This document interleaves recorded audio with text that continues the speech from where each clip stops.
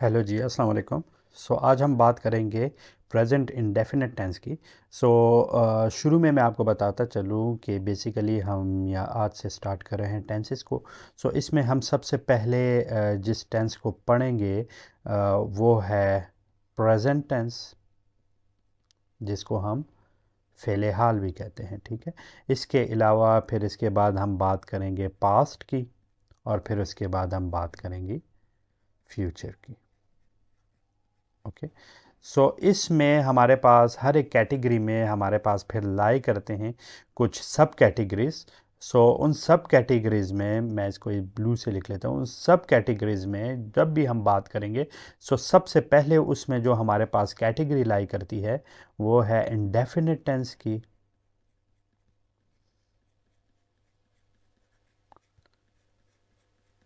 कि indefinite tense क्या होता है, ये हम पास्ट, प्रेजेंट में, पास्ट में, फ्यूचर में, तीनों में पढ़ेंगे। इसके बाद हम बात करेंगे कंटिन्यूअस की,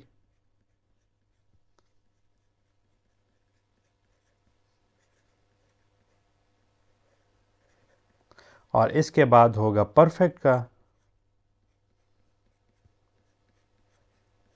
कि परफेक्ट टेंस हमारे पास क्या होता है, और इसको हम सिर्फ डिस्कस नहीं करेंगे, इनकी हम डिफरेंट जो है एग्जांपल्स भी, जो एक इंग्लिश में या अंग्रेज़ी में मुख्तलिफ़ ज़बानों में जो मुख्तलिफ़ सेंटेंसेस बोले जाते हैं, हम उनको भी कन्वर्ट करके देखेंगे।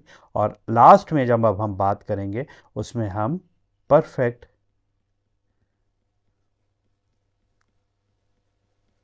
कंटिन्यूअस की भी बात करेंगे। ठीक है जी। इस ही सिलसिले की शुरुआत हम आज कर रहे हैं प्रेजेंट इंडेफिनिट टेंस से। कि प्रेजेंट इंडेफिनिट टेंस हमारे पास क्या होता है, तो चले हम प्रेजेंट इंडेफिनिट टेंस शुरू करते हैं। उसके लिए थोड़ा सा नीचे आ जाते हैं यहाँ पे, और यहाँ पे आके हम लिखते हैं कि प्रेजेंट इंडेफिनिट टेंस क्या होता है। Present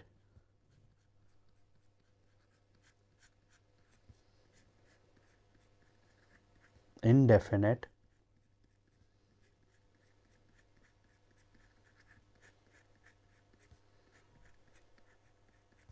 tense.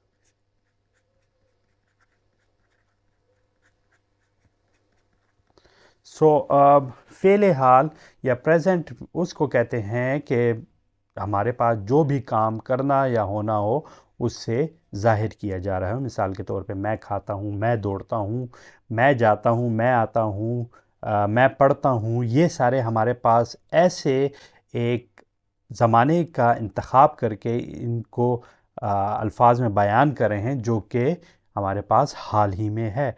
तो इस तरह की कुछ एग्जांपल्स मैं और भी देख लेता हूँ। मैं जाता हूँ,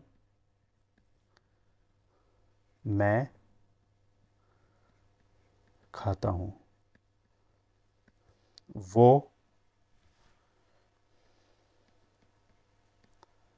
पढ़ता है, और इसके अलावा हम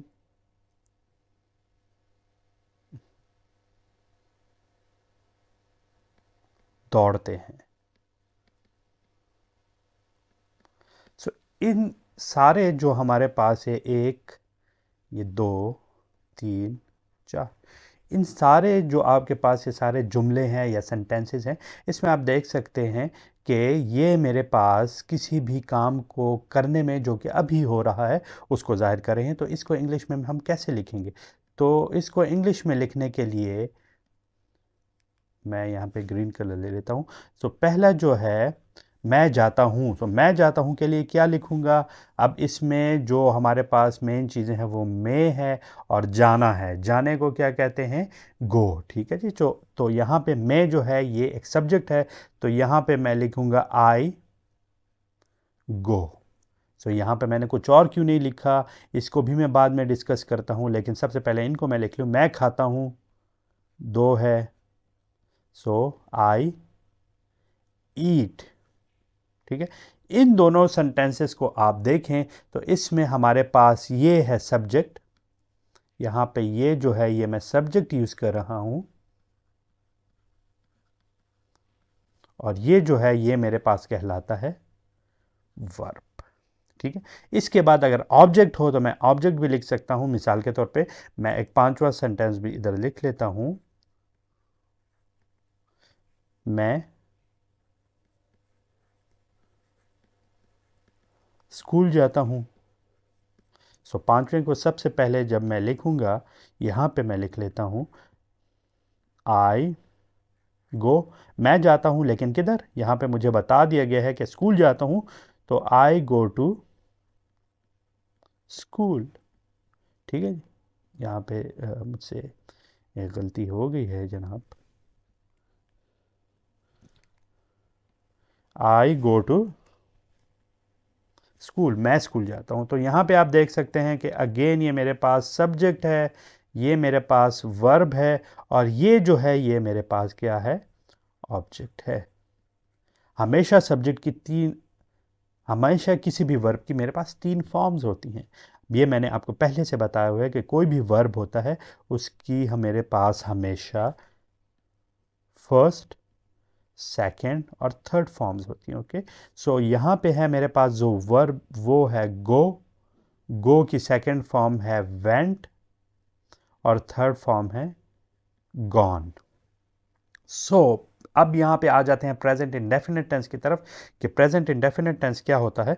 तो प्रेजेंट इंडेफिनिट टेंस में हमारे पास जो एक सिंपल पॉजिटिव सेंटेंसेस होते हैं उसमें सबसे पहले मेरे पास लगता है सब्जेक्ट, वर्ब और फिर ऑब्जेक्ट। ये तो एक आम सेंटेंस की मेरे पास एग्जांपल होगी, लेकिन फ़र्क क्या है, यहाँ पे फ़र्क सिर्फ ये है कि यहाँ पे जो ये वर्ब होगा हमेशा इसकी फर्स्ट फॉर्म लगेगी। ठीक है, सो ये मेरे पास क्या हुआ, ये मेरे पास हुआ जी एक प्रेजेंट इंडेफिनिट टेंस को रिप्रेजेंट करने के लिए एक फार्मूला कि हमेशा मेरे पास जो भी वर्ब होगा, सब्जेक्ट होगा वो लगेगा, ऑब्जेक्ट लगेगा और दरमियान में वर्ब लगेगा। ठीक है, तो आप इसी तरह ये देख सकते हैं कि मैं जाता हूं तो मैं में आपके पास सब्जेक्ट क्या है, आई जाना कहते हैं, वर्ब को ऑब्जेक्ट नहीं था तो मैंने आई गो लिखा। मैं खाता हूं, आई ईट। ठीक है जी, सब्जेक्ट था मैं और काम था खाना खाना, तो मैंने यहाँ पे लिखा खाना। वो पढ़ता है, तो यहाँ पे थर्ड में आप देख सकते हैं ये मेरे पास है थर्ड। तो थर्ड में वो, तो वो के लिए मैं लिखता हूँ ही। ये है मेरे पास सब्जेक्ट, इसके बाद लगेगा वर्ब। चूंकि ऑब्जेक्ट नहीं है तो सिर्फ मेरे पास वर्ब लगेगा, और पढ़ने को क्या कहते हैं, रीड। सो यहाँ पे मैं लिख सकता हूँ ही रीड। ठीक है, लेकिन एक मिनट, यहाँ पे जो रीड है इसके साथ मैंने लगाना होगा एस। तो ये लिखेगा ही रीड्स।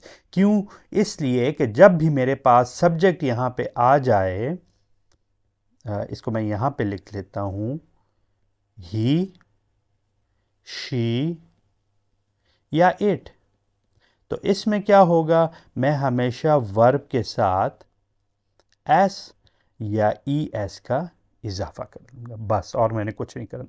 तो he reads, he she it, या कोई मेरे पास सिंगुलर नाउन हो, कोई नाम वगैरह हो, तो उनके साथ भी मैं क्या कर लूँगा, मिसाल के तौर पे इमरान रीड्स, अहमद रीड्स, ये सारी चीज़ें मैं सिंगुलर नाउन के साथ भी लगाऊंगा। जो मेरे पास वर्ब होगा उसके साथ भी मैं चीज़ लगाऊंगा।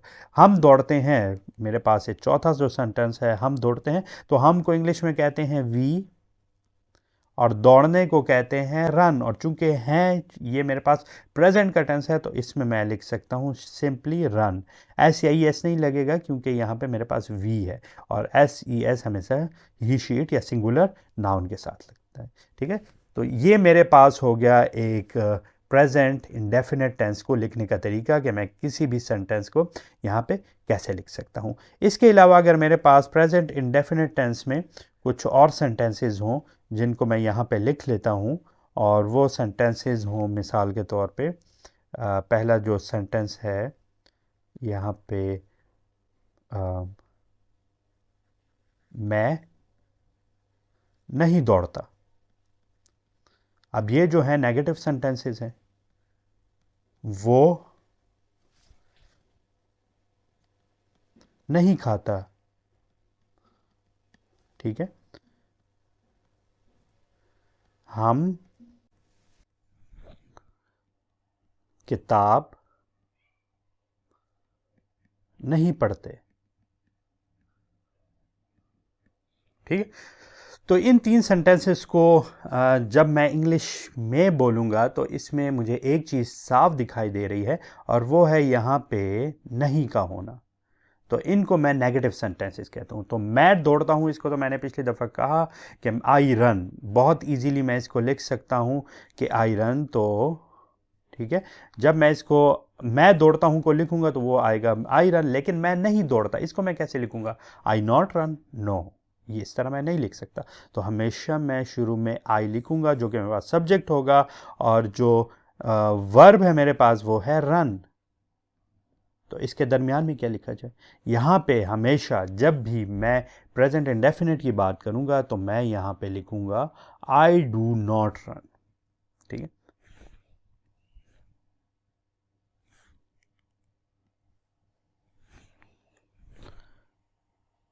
डू नॉट रन, मैं नहीं दौड़ता। ठीक है जी, तो हमेशा यहाँ पे भी एक बात याद रखें कि मेरे पास ही, शी, इट या सिंगुलर नाउन ये जब आएंगे तो इनके साथ मैं इजाफा करूंगा डस का, अदरवाइज और सबके साथ मैं लगाऊंगा डू। ठीक है, तो वो नहीं खाता, अगर मैं इसको लिखूं वो खाता है, ठीक है, तो इसको क्या लिखूंगा? वो खाता है का मतलब है ही ईट्स, और अगर मैं नहीं का वो लफ्ज़ इधर आ गया तो मैं यहाँ पे क्या लिखूंगा? ही, क्योंकि मैंने यहाँ पे देख लिया कि ये नहीं है और ये प्रेजेंट इंडेफिनिट है, तो ही, शी, इट भी इधर आ गया मेरे पास, जो कि सब्जेक्ट है मेरे पास ये ही है, और चूंकि मैंने यहाँ पे देख भी लिया कि इसके साथ डज लगता है, so he does not what? Yeats.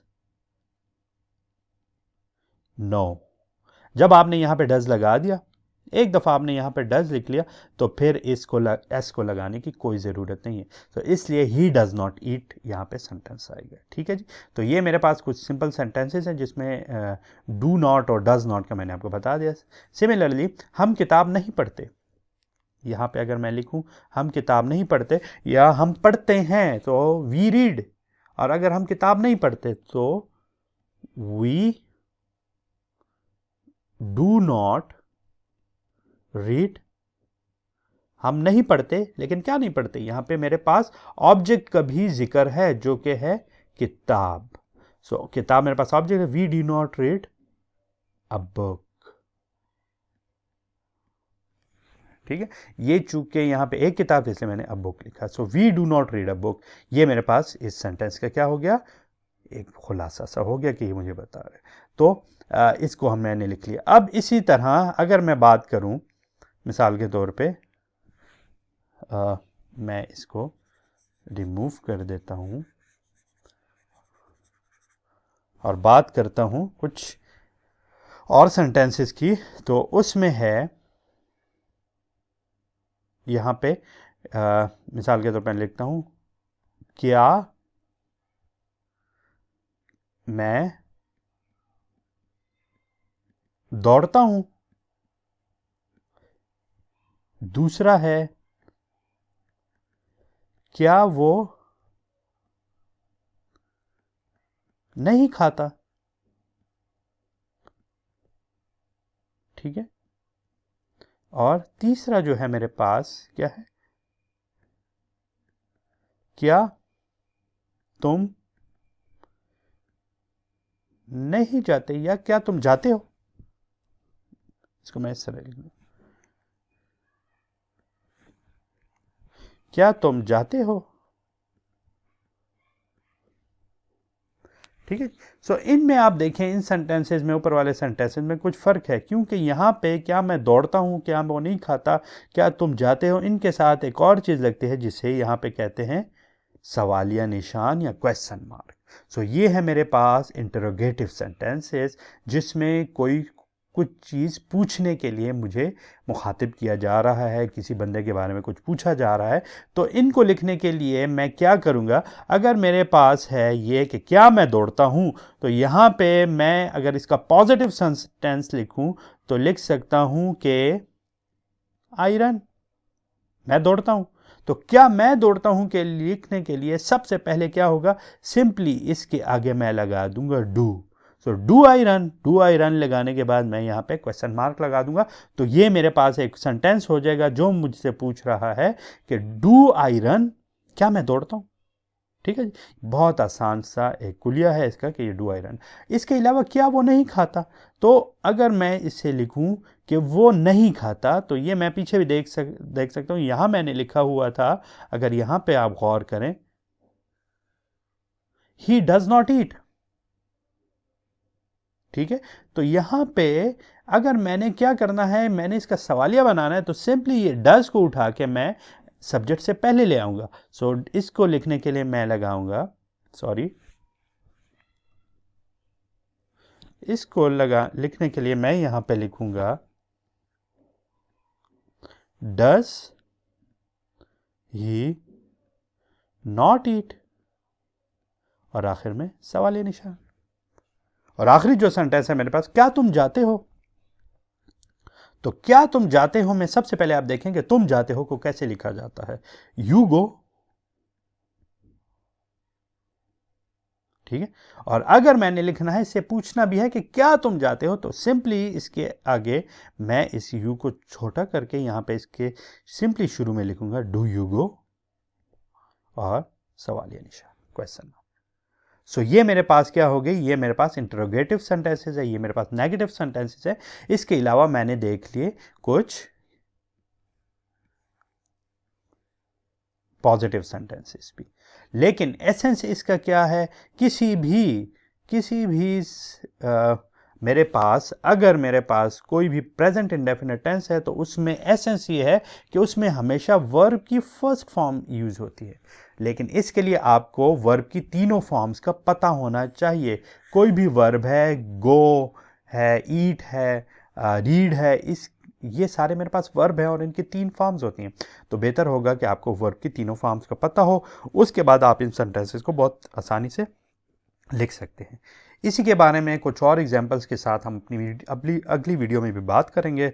अभी तक आप इन सेंटेंसेस को थोड़ा पढ़ें और इनकी प्रैक्टिस करें, और उम्मीद है कि आपको ये वीडियो पसंद आई होगी। अपना ख्याल रखिएगा और मिलते हैं अगली वीडियो में। अल्लाह हाफिज़।